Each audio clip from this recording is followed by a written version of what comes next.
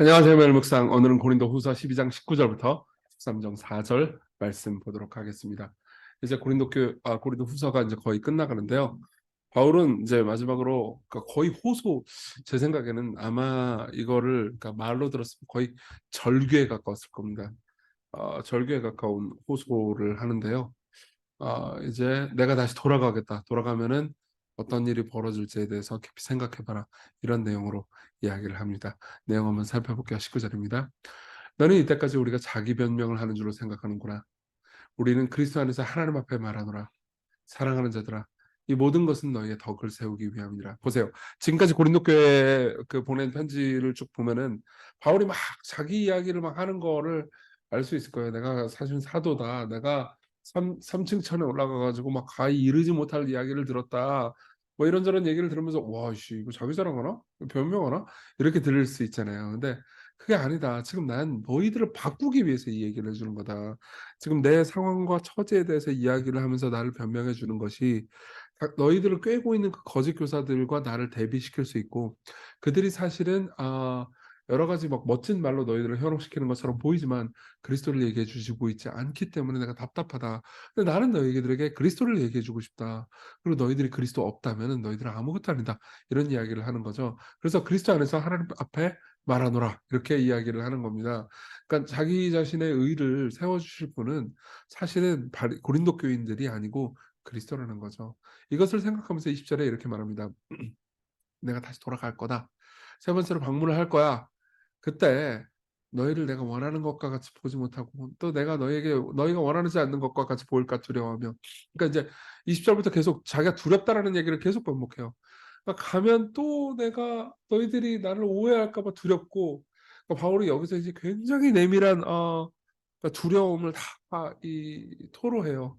다툼과 시기와 분쟁과 당지는 것과 비방과 수군거림과 거만함과 혼란이 있을까 두려워하고, 가면 또 공동체 안에 분열과 다툼과 어려움이 있을까 봐 나는 너무 두렵다, 이렇게 얘기해요. 사실 이 표현 있잖아요. 다툼, 시기, 분냄, 당짓는 것, 비방, 수군거림, 거만, 뭐 이런 것들은 로마서 1장에 나오는 표현이거든요. 근데 로마서 1장에 신앙이 없는 사람들이 드러내는 특징들, 신앙이 없는 불신자들이 가지고 있는 문제들을 이야기할 때 쓰는 말입니다. 그러니까 너희들이 신앙 없는 사람처럼 또 굴까 봐 너무 두렵다. 너희들이 복음을 정말 믿고 있기는 하는 거냐, 이렇게 이야기를 하는 거죠. 그래서 21절, 내가 또 다시 갈 때 내 하나님이 나를 너희 앞에서 낮추실까 두려워하고. 그러니까 또 가서 약간, 그러니까 견디긴 할 거예요. 바울이 견디긴 할 거지만 또 가가지고 내가 너희들한테 가서 또 낮아지고 막 비난받고 이런 것들을 내가 겪을까 봐 또 두렵다. 물론 바울은 그런 것을 겪으면 또 인내하면서 그들을 사랑하긴 하겠지만 그게 뭐 안 두려울 수는 없잖아요. 그렇죠?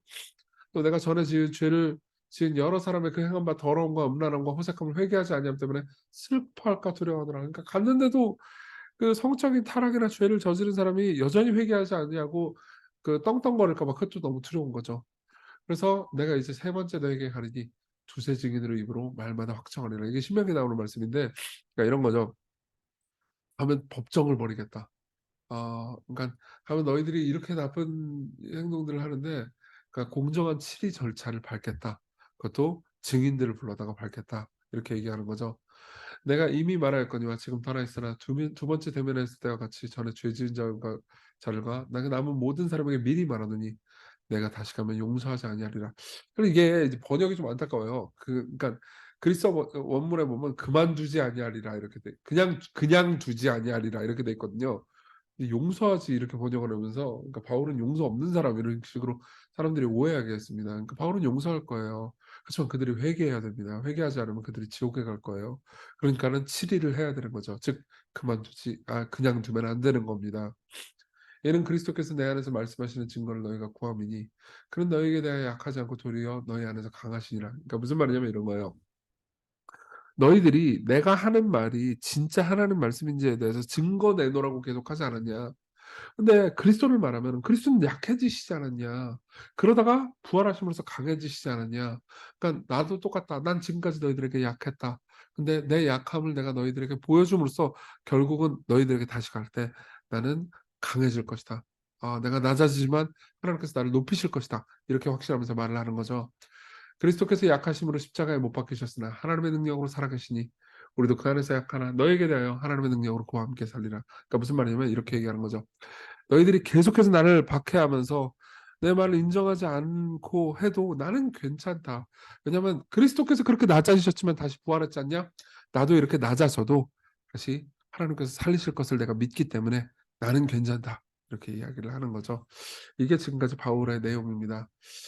이 바울이 이제 다시 돌아갈 거다. 다시 돌아가서 모든 것을 바로잡으리라. 이런 얘기를 할 때 제가 마음 가운데 떠올랐던 설교가 하나 있어요. 사실 이것도 고린도후서 말씀으로 본문을 삼는 설교인데 심판날에 다시 만날 분쟁하는 목회자 교인들 이런 설교가 있습니다. 조나단 에드워즈의 설교예요. 이 설교를 보면은 참 이 설교 일부를 인용해 드릴게요. 이게 이제 어떤 정황이냐면 조나단 에드워즈가 목회지에서 쫓겨난 상황이에요. 쫓겨날 때 이제 했던 고별 설교입니다. 고별 설교에 보면은 그러니까 성도들이 계속해서 조나단 에드워즈를 오해했습니다. 그러니까 사실 역사적으로 보면 에드워즈가 잘못한 게 아예 없지는 않습니다. 그래도 당시의 교인들이 에드워즈에게 너무 가혹하게 굴었고 사실은 그렇게 가혹하게 굴어서 쫓겨났기 때문에 벌어진 또 좋은 일도 있거든요. 그건 내일 얘기해 드릴게요. 그렇지만은 너무나 큰 슬픔을 당했죠. 그리고 에드워즈는 굳이 이 설교에서 자기를 막 변명하려고 하지 않습니다. 그렇다고 자기 변명을 안 하지도 않아요. 여러 가지 이야기를 하면서 자기를 편들었던 사람도 미움에 사로잡히지 말라고 또 경고도 해 줍니다. 그러면서 이런 이야기를 해요. 그러므로 지금 우리는 목자장 앞에서 우리가 반드시 서로 만나야 할 시간을 깊이 고려해야 합니다. 그때 저는 제 청지기직에 대해 제가 여러분들을 섬겼던 일과 여러분에게 보냄받았던 제가 여러분들에게 받았던 대접에 대해 보고해야 합니다. 또한 여러분은 저에 대한 여러분들의 행동에 대해 23년간의 제 목회 기간에 여러분이 이룬 진보에 대해서 보고해야 합니다. 왜냐하면 그때 저와 여러분은 반드시 다시 만나게 될 것이고 우리는 함께 하나님께 보고를 해야 하기 때문입니다. 예, 그럴 겁니다. 여러분, 마지막 날에 저는 여러분들과 특별한 관계로 만날 겁니다. 저는 여러분들의 목회자니까요. 그리스도께서 물으실 거예요, 저한테. 너는 어떤 목회를 했냐? 그때는 거짓말할 수 없을 겁니다. 제 마음의 죄도 다 드러나겠죠. 저는 이런 목회를 했습니다. 저는 이렇게 복음을 전했습니다. 그리고 여러분들도 하나님 앞에서 그리스도 안에서 앞에서 보고해야 될 겁니다. 저는 이런 말씀을 들었습니다. 그리고 실수 없고 공정함의 영원한 판결이 우리에게 내려질 것입니다. 하나님은 우리가 이 세상에서 만났을 때 말하고 행동한 모든 것에 대해서 판결해 주실 겁니다. 여러분, 여러분들과 저는 반드시 다시 만납니다. 여러분들 협박하기 위해서 이 얘기를 하는 게 아닙니다. 이걸 기억하라는 거죠. 바울이 다시 너를 보리라 라고 했던 것은 바울이 다시 볼지 안 볼지 어떻게 알아요? 그 사이에 죽을 수도 있잖아요. 그렇죠? 근데 반드시 바울은요. 다시 고린도 교인들을 볼 거라고 심판대 앞에 그리스도 앞에서 설 거라고 생각합니다. 왜요? 마지막 날 설 거거든요. 여러분과 저는 지금 세상에서는 서로 헤어집니다. 그러나 계속해서 이 에드워즈의 설교요. 심판날 만남 이후에는 서로 헤어지지 않도록 합시다. 만일 제가 여러분들의 신실한 목회자였다면 저는 무죄로 인정해요. 그리스도 앞에 하늘나라에 들어가게 될 것입니다. 그때 여러분들이 영원히 저와 헤어지지 않도록 그리스도 안에 있는 모든 신실한 자들과 헤어지지 않도록 여러분들의 최선을 다하십시오. 지금 저와 여러분들이 헤어지는 것은 슬픈 이별입니다. 그러나 심판날 여러분과 영원히 헤어지는 것은 지금 헤어지는 것보다 훨씬 더 슬픈 이별이 될 것입니다. 만일 여러분이 지금의 우리의 헤어짐을 기뻐하지 않는다면 지금의 헤어짐으로 많은 슬픔이 여러분들에게 있을 것입니다. 그러나 심판날 헤어짐은 가장 크고 깊고 치명적인 슬픔을 여러분에게 안겨줄 것입니다. 여러분, 예수 그리스도를 믿으십시오. 나 예수 믿는데요. 아니, 그거 말고요. 진짜로 그분을 신뢰합시다. 예. 그리고 그분 안에서 우리가 하나님의 말씀을 들었던 것을 다시 한번 새겨봅시다. 여러분들이 불순종했다면요. 거기에 대해서 변명하지 맙시다. 회개하고 용서를 받으세요. 그분은 능히 용서해 주실 뿐만 아니라 기쁨으로 용서해 주실 겁니다. 여러분들이 목회자를 원망했다면요. 목회자에게 잘못이 있을 수 있겠죠. 그렇죠? 그리고 어떤 경우에는 치리받아야 될 겁니다. 그렇지만 목회자의 작은 잘못을 여러분들이 도무지 용납하지 못하는 사람들이었다면요. 여러분들은 아직 복음을 모르는 사람일 수도 있습니다. 예. 여러분들은 여러분들이 얼마나 큰 죄를 저질렀고 그럼에도 불구하고 얼마나 큰 용납을 받았는지 모르는 사람일 수 있습니다. 복음을 알게 해 달라고 구하십시오. 목회자도 죄인입니다.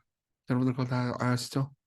여러분들이 용납해 주십시오. 그리고 목회자들도 저를 포함해서요. 모두가 그분의 크신 사랑과 용납 안에서 안식할 수 있게 해 달라고 기도해 주십시오. 여러분들과 저는 지금도 만나지만요. 앞으로 주께서 허락하신다면 저는 시공교회를 떠나지 않을 겁니다. 제가 은퇴할 때까지 저는 이 교회에서 여러분들을 섬기고 복음을 전할 겁니다. 그렇지만 언젠가 저도 떠나야겠죠. 은퇴를 하면서요. 그 끝이 어떻게 될지 모르겠습니다. 저는. 우린 아무도 알지 못하죠. 그러나 우리는 반드시 기쁨으로 만날 겁니다. 그때 기쁨으로 만났으면 좋겠습니다. 우리 같이 기도해요.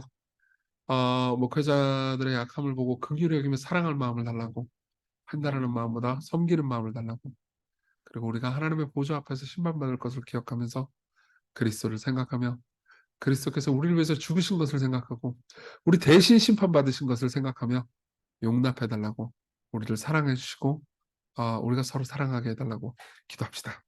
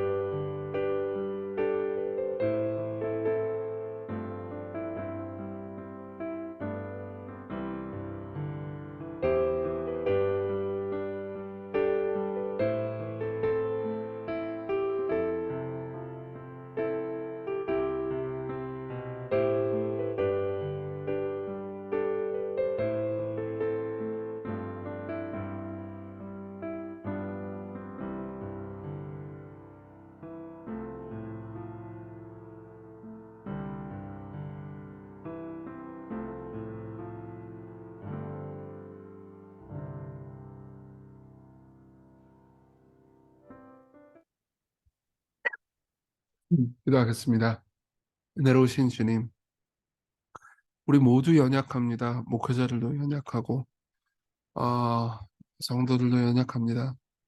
그러나 우리를 은혜로 복음 안에서 받아주셨습니다. 우리가 그리스도를 보면서 그리스도 안에서 서로를 보게 해주십시오.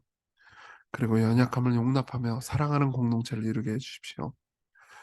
그런 공동체가 우리의 삶에 든든히 있다는 것을 생각하며 어, 참 많은 것들이 힘들어도 교회가 위로가 되면 얼마나 행복하겠습니까?